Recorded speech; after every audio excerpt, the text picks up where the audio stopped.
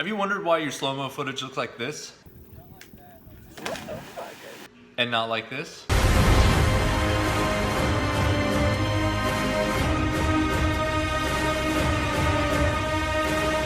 Let's find out.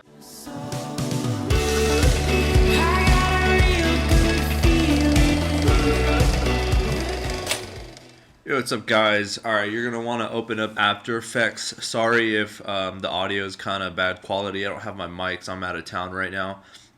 Go ahead and set your sequence up to either 1080p or 720, depending on what yours was shot on. Mine was at 720p, and then I go and change the frame rate to 60 frames a second. Alright, now you have your comp. You're going to go ahead and import and find whatever clip you're using. I'm gonna go back to a summer drive, and we went to Austin, and we went cliff jumping at Lake Travis, and then we went to Jacob's Well. I thought this was one of my friends, but apparently it's not. So here's some random dude. Alright, once you have your clip, find wherever you want to stop it.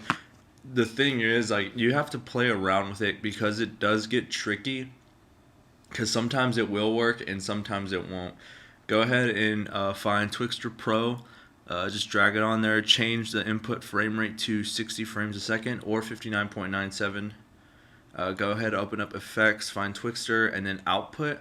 You're going to put your first keyframe at speed of 100.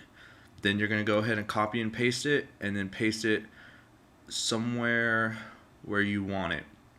I'm going to put it right here, and then about a frame or two later, you're going to want to put your next keyframe, and since it's so close, it's gonna just stop automatically just like that. Change those settings to motion weighted blend and inverse with smart blend, and then I'm gonna go ahead and drag this down real quick. Go ahead and render it. See what it looks like at 5%. We have some warping right here, so I'm gonna go ahead and change a few settings around. You just have to play with it to really see where that spot is. I mean, it's really cool how you can get slow-mo like this, you know, with just a camera that shoots only at 60 frames rather than like 2000. And now I just slowed it down, and this looks a lot better.